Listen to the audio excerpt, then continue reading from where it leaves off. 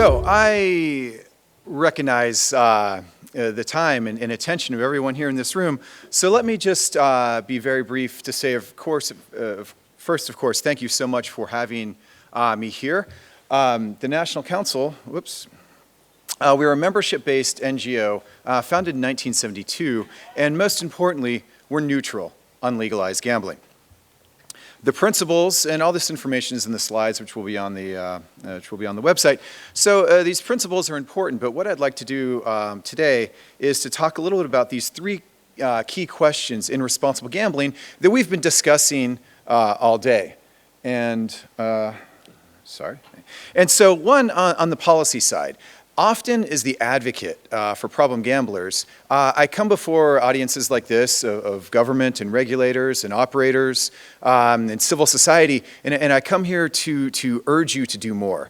I find myself in the preparation for this trip urging you to show what you're doing to the rest of the world, because I would argue that in fact Cyprus is not just on the right path, but is perhaps even taking a leadership role in addressing responsible gambling through policy, through your strategic plan, through the cooperation of all the stakeholders, through the Responsible Gaming Week, and for all of you who've been here and who've stayed here all day to listen to these presentations. So if everyone can help, if everybody can just stand up for a moment, especially we've been here for all day. Just stand up, please.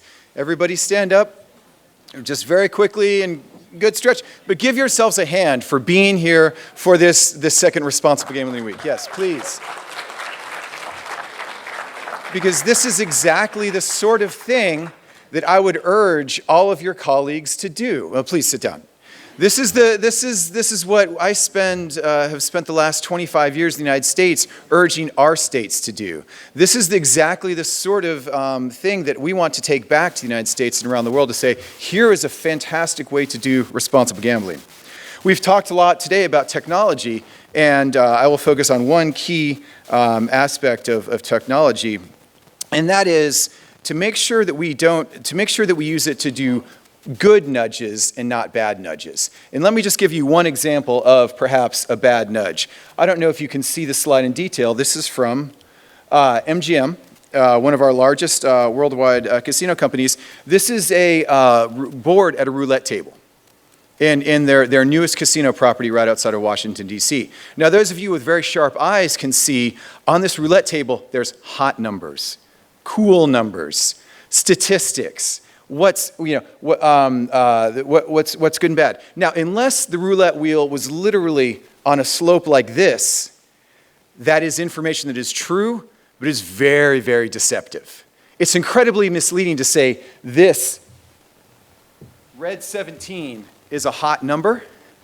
This is a casino company deliberately telling you information that is incredibly deceptive. So when we have this information, use it for good. Use it for positive purposes, not for dark nudges, as we may say. Avoid reinforcing myths that can get players into trouble. So I'd like to close a little bit by, when we talk about best practices, gambling is not isolated, of course. Gambling is part of the larger industry, and industry is part of a larger society. And we are in the middle of a massive global shift, not just in corporate social responsibility, things like the Me Too movement. And I appreciated the comment earlier about the gender balance of the panels. And again, you've done a very good job. It's going to lead towards a revolution in responsible gambling, and I do think that there's an enormous opportunity to demonstrate the sorts of partnerships that we see here today. The gambling industry operates and has great people that have great technology. We can partner with the industry, with regulators, with civil society, with NGOs like us, academics, to develop better solutions. It can't just be regulatory based. It can't just be compliance based. There's an enormous opportunity to work together.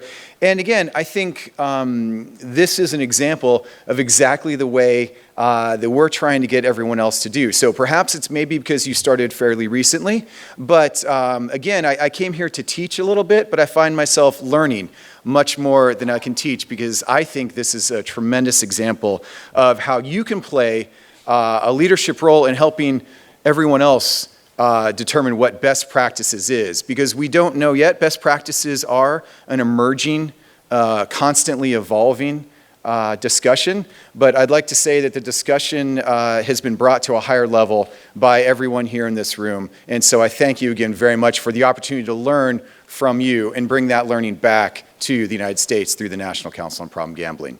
F. Christos.